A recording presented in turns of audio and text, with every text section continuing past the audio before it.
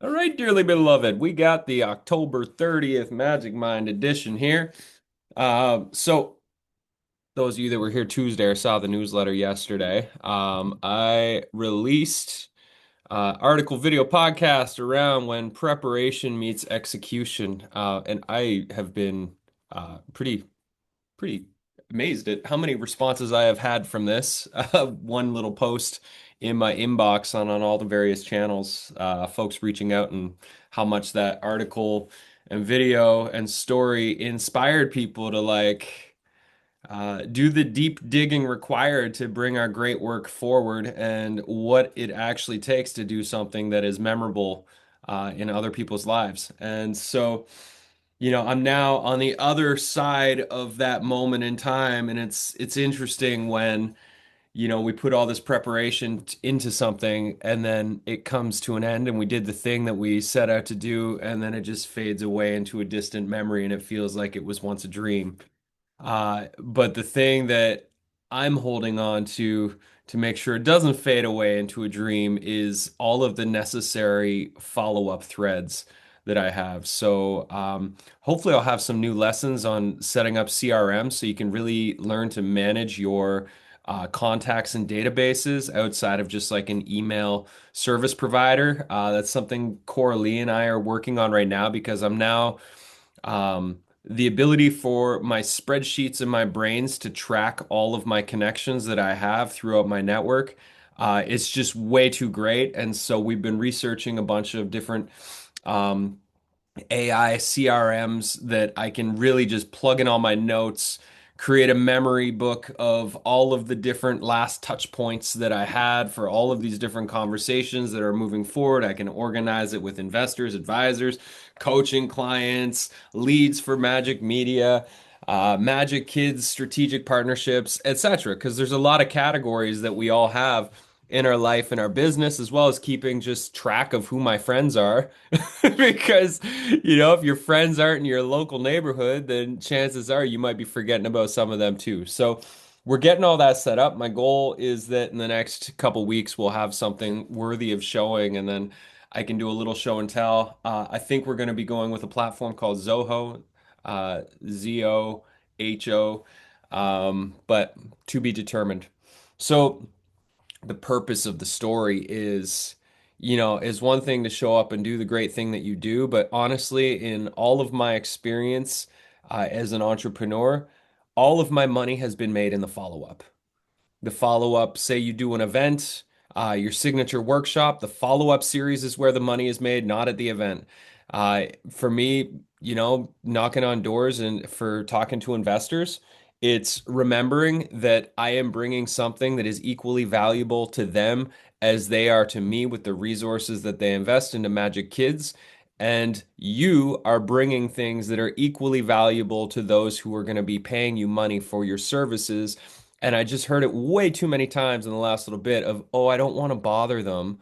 And so I'm not going to like knock on their doors and do all the follow-up stuff. And that's just a bunch of bullshit that's going to set you way back if you listen to those inner voices that tell you you're being just a little bit too whatever the story is in your head. The follow-up is the most important thing. And so in my spreadsheet right now, I made massive notes every time I gathered somebody's contact info. I made a whole bunch of references, where they live, what their business is, what our talking points were. Do they have children? Who are all of the things that we talked about, and what are the connection points for me to follow up on? So, a lot of the follow-ups that I was doing was I was just sending really beautiful voice messages to the 50 plus people on my contact list yesterday because we're all in contact through our phones. And so I was just sending a lot of like worthy praise of the conversations we had and the ways in which I saw them show up. With like the end point was, and we had talked about you wanted to jam about some licensing stuff.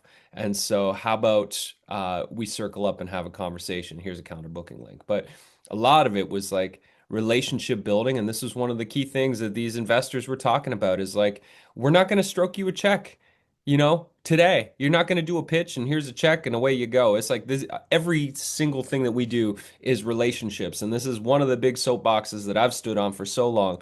Any of the Magic Media clients that I have closed over the years that have been big money earners for me. All of these have required usually 3 months, kind of at a base of courting each other before a contract is signed and before money exchanges hands.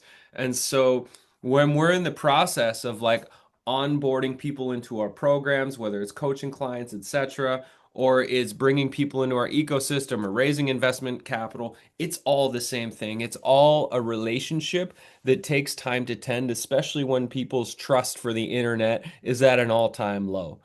And so it's really important that as we're growing our business, and this is why, if you're thinking about wanting to expand your business next year, this is why you do all the outreach for Signature Workshop 6 months before you even need the money, because it takes that long to book the session, teach the session, do the follow-up series, get people to know you, and then they warm you up.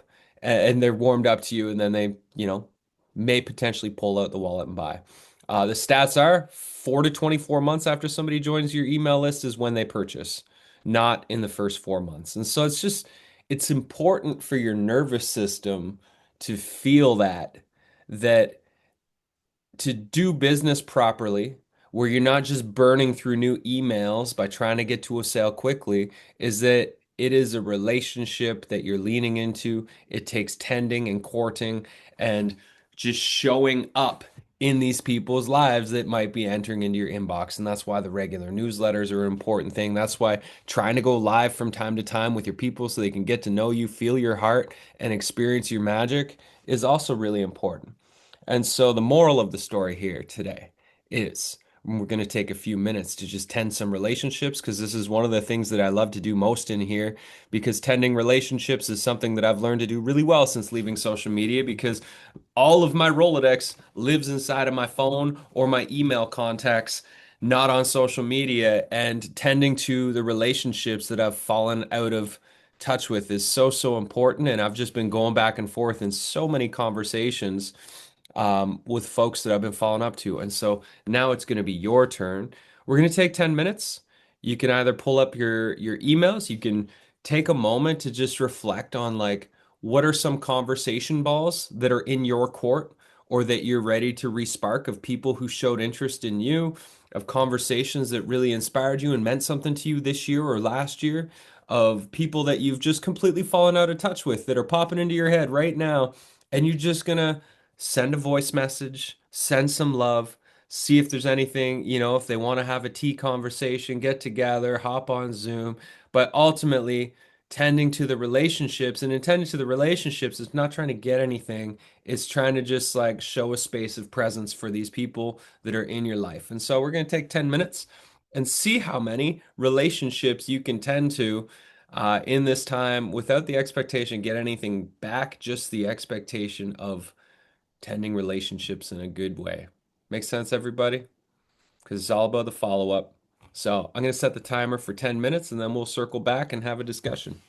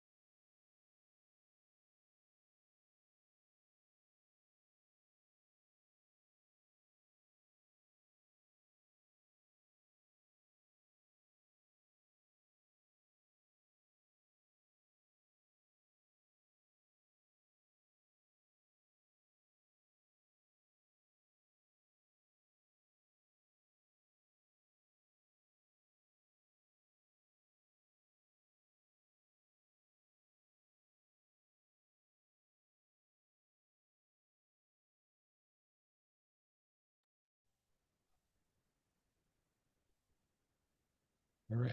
How'd that go, everybody? Get some tending done? I bet you we could spend 3 hours just tending, couldn't we? Like probably at least 3 hours of just going through our contacts and be like, oh shit, I should message that person and that person and that person. Oh my God, wouldn't it be nice to have a conversation with that person? Yeah, that's how it works. And that is ultimately just what we need to bring focus on and presence to. When we find ourselves doom scrolling or watching mindless videos or whatever the thing is that we do that kind of makes us numb out and check out, come back to the relationship tending thing because what we're missing in those moments is connection. And what tending to relationships does is it cultivates connection. And so when you catch yourself doing the thing that you know isn't serving you or your business, just come back to tending because my guess is, whatever your financial needs are right now for your life, for your business, you already have all the clients and customers and referrals already around you, already within your network, already in your Rolodex. They're in your email list and they're in your phone contacts. And if we just do better jobs attending those relationships, then the conversions into referrals or people actually paying us money for what it is that we do will just happen more often. You think about how many of the people who have hired you or supported you on your journey, they came from your Rolodex. They came from a warm referral or somebody you already knew that already trusted you and liked you. And so that's the magic, that's the power in tending, is that instead of always needing more, we just like breathe into the expansiveness of feeling we already have enough, we already have who we need, and just tending those better so that when somebody meets a friend that is struggling with the thing that we serve, we're the first person they think of because we're front of mind because we're doing a good job tending to those relationships. And that is like half of what business is. Marketing is simply conversations. Just keep having conversations with people. And the more we can do that, and the less we consume other people's content and thoughts, the better, so that we could just show up in relationships as a present person. So, any reflections, thoughts, questions, anything come through that little exercise for anybody? This is something we do. I think we do it once a month usually. We'll do this tending exercise.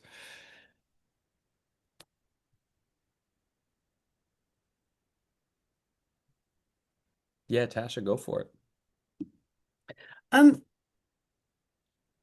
it's interesting. I was just remembering how back in the day, I'm trying to remember the name of the person it was, but they were saying, and this is why I was kind of challenging that theory, that it's only possible to keep active and live 18 connections at any one time, like fully nurturing. Like there is a sort of capacity in terms of the proactive, active, dynamic relationships you can hold. I don't know if that's true.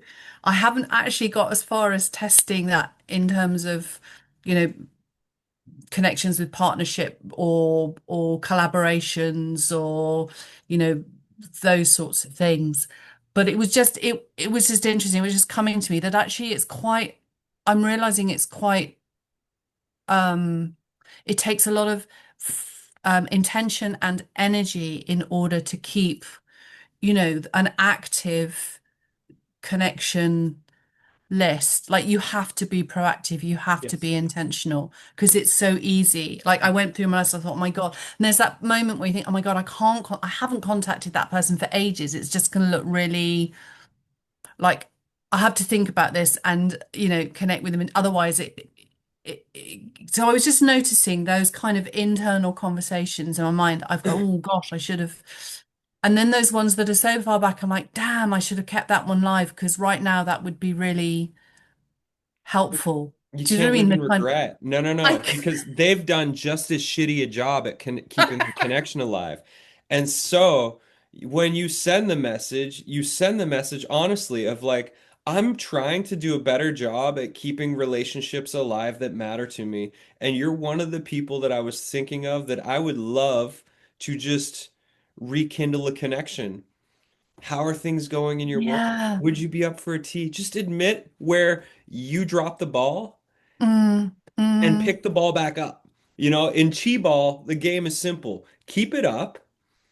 Don't say sorry because every single rally that we have, the ball gets dropped. So we're going to drop the ball in relationships. It's just the way relationships go.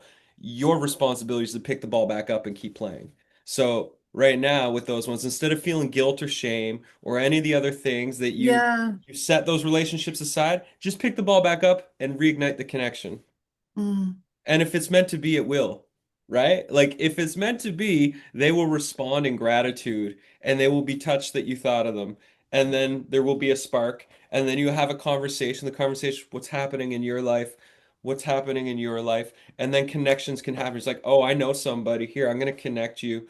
Oh, that's where you're at. Oh, and they're going to be like, oh my God, I need what you have mm. right now. That's just the magic of tending to relationships. It's not always the one person that's going to give you the connections. It's going to be them connecting dots to somebody else that they know. Do you feel there's a limit on how far back you can go? No. I reach I out mean, to I'm really seriously because I'm looking, I've got kind of like, I've had like different phases in life. And, with new phases come kind of sometimes new people. And then there's people that were in a kind of, previous identity or phase of life have sort of, faded in the, but I'm like, oh my goodness, that they would, like, yeah, they were you reach out really, with curiosity, right? Like they have evolved since the last time. You have evolved since yeah. the last time. Was there a soul connection and a spark 20 years ago, 10 years ago, whatever it is? I'm just as guilty. I have plenty of ancient relationships that I've fallen out of touch with, but that's why I do this tending practice is like Mm, reaching out to old roommates from 15 years ago that I haven't talked to in a long time, reaching out to high school buddies that I haven't talked to since we graduated from time to time. Like, where are we all on this like spiral of life? And sometimes whew, we have an ancient connection that spirals back into orbit with us, and then we get to spiral together again. And like sometimes it just takes that little touch in, like, hey, I was thinking of you. How you doing? yeah. Yeah. It given me a lot to think about because I almost kind of, yeah, that sort of shame and guilt was almost was sort of standing in the way of my thinking it was possible, because I It's would feel entirely like, possible. In fact, they'll yeah, probably be ridiculously delighted to hear from you. that That's would what be I find great. most of the time with people that I reach out to that were ancient connections that I haven't talked to or that have fallen out of alignment or whatever, is like they're usually really delighted to hear from me. And you'll probably find the exact same thing. And some of them will ignore you. Maybe they change their phone, whatever it is. Like, I wouldn't take it personal. Mm, mm. Yeah, no, that's a good sort of thing to just it's not personal. No, not at all. Not at Yeah, all. And all you can do is your part in um you can do your part in just like trying to tend to what needs to be tending. amazing. Thank you. Yeah. Beautiful. Any other thoughts, questions? Tasha, just on that note, reach out to some of those ones you're having doubts about and let us know how it goes. I will. There's a fair few, so that I might be quite busy over the next few days and while. I mean, it's the But I will. best way to like bring energy into your network, which will lead to opportunities and money. Yeah, Chelsea. Um, just on this note, I just had a call like 2 hours ago with this girl who reached out to me from my hometown in Watertown. We actually never met, but we went to the same high school, and my town is a very small town. So, and she was like a grade under me. Her brother was a year older than me. And she reached out because like in the last couple months I've been like, I've had spurts of like being more visible in external places, and like she was on LinkedIn, And like at that time, she said she was like, I was like doing meditation and different things. Like she's entering a new phase and like things she's doing in business. And she was like, and all of a sudden, like out of nowhere, I haven't seen or heard about you. And like, I actually don't even really know you as a human. But all of a sudden, you started showing up like on my LinkedIn with these posts, like over like 2 weeks, like multiple times, like old posts resurfacing. And she reached out to me and was like, hey, would you be interested in like organizing a retreat together and like bringing a group of people down to Chile and like having a retreat? And I just like responded and we just like just had a like we literally just met and we're like who are you really like and what are you doing and like caught up like almost like we've always known each other even though we've never even met.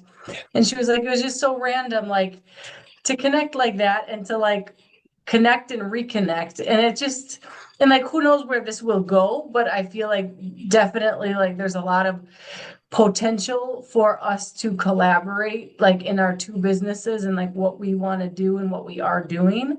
Mm, And I see like so much synergy. And it just reminded me like from that, like, gosh, the people that I've been thinking about and I follow and I look like I can just literally reach out and be like, hey, I'm kind of, I'm interested in what you're doing. Could we talk about it? And if there's any collaboration, like, I would love to explore that. Not that it has to. Like, and she literally in her email was just like, I have no idea where this would go or what this would even look like, but I just wanted to throw it out there to see how you would respond. And like, the call we just had was so energizing. yeah. So yeah, I think it literally like goes to this, and it is that, and it is about the ecosystem and like being Yeah. out there.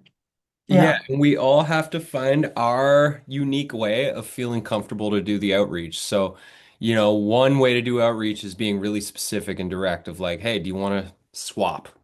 Another Hmm. way is just like, I love what you are doing and what I'm doing, and I feel like there's some synergy here, and I'm just wondering if do you want to hop on a call and get to know each other and see if there's any collaboration opportunities, which is like open-ended and like spacious and like, hey, we all get a say to dream into this, and it's easy to say no to, but yeah, I, Yeah. I think that's beautiful. I love that.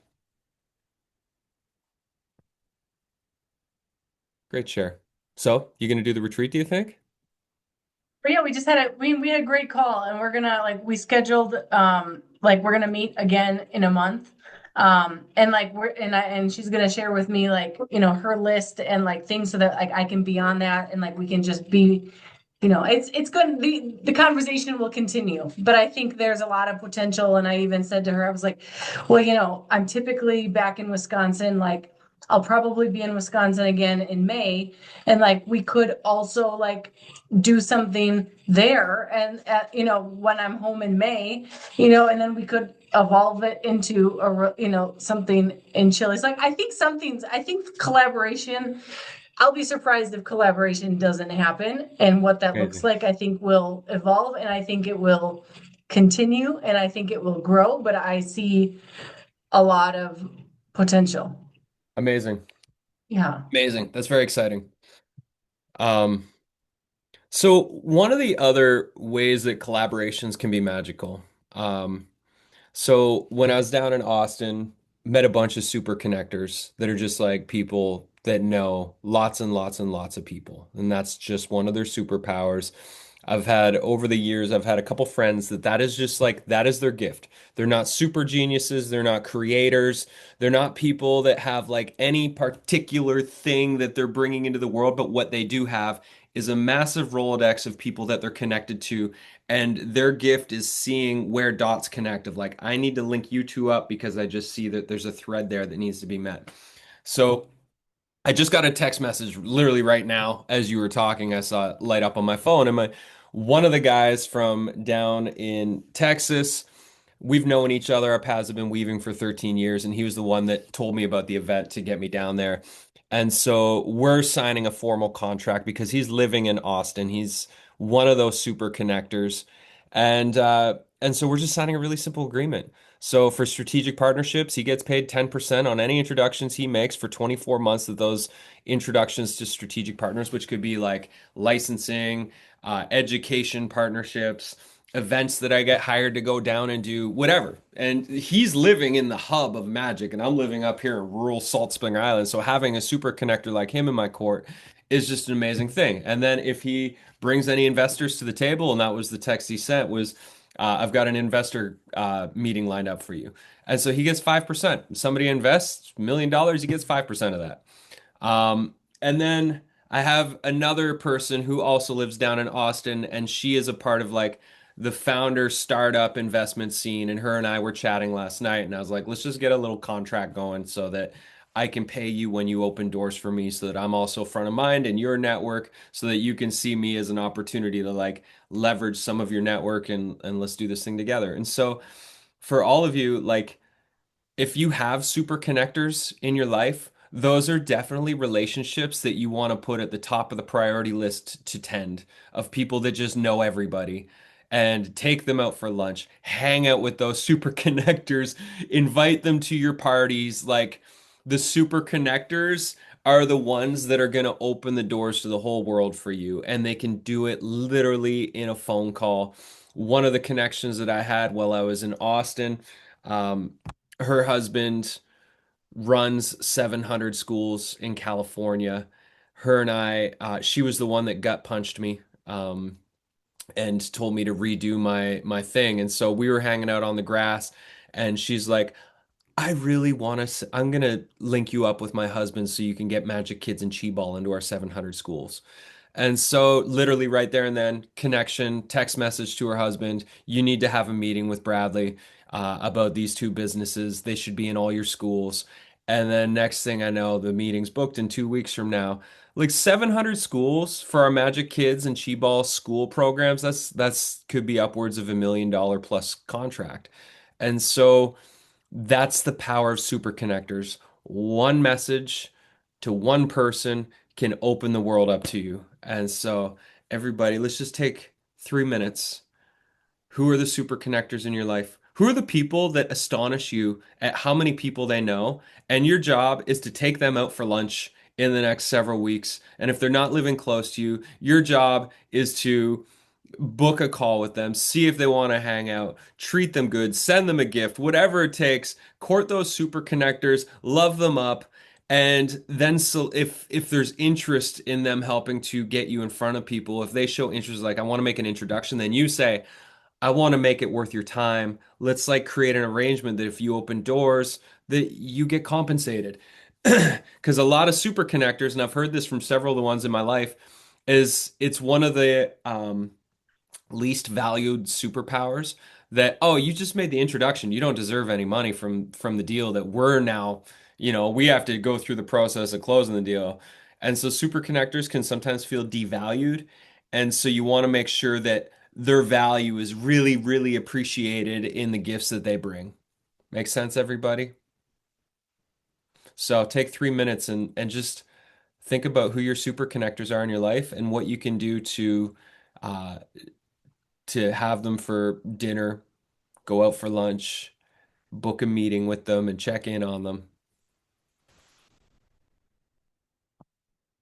I'll set the timer for 3 minutes.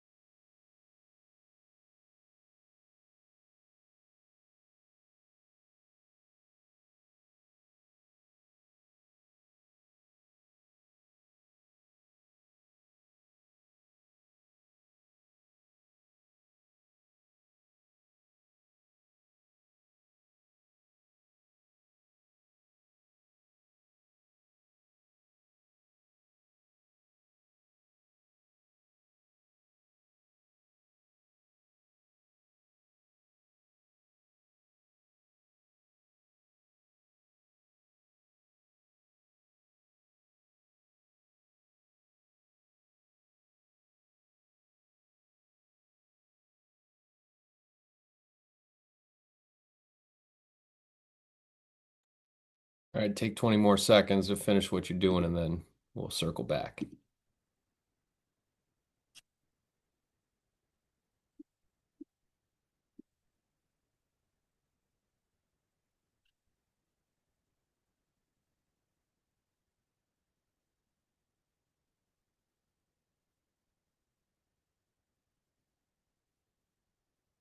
Curious, did anybody think of at least one super connector in your life?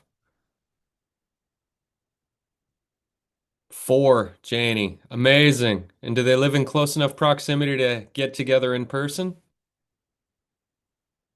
All right. Well, then share a tea, share a meal over Zoom, get creative around this to connect with those super connectors. I reached out to one of mine in my life who's been a good friend for a long, long, long time, and he's opened some great doors for me, and I am now reciprocating. I made some amazing connections while I was down there, and so I've already introduced him to two of the people from the event, and I've got about three more that I'll be opening the doors to him, which is always exciting to be the one to introduce people to a super connector. And you need to consider all of yourselves super connectors. And so when people tell you what they're up to, really listen and think about who you can connect them with because it's such a valuable thing to be that matchmaker that can really change people's lives. And again, that's just like that's what it comes down to is the fundamentals of relationships marketing is leaning into relationships, listening, and finding what the connection points are. Anybody else got anything you want to share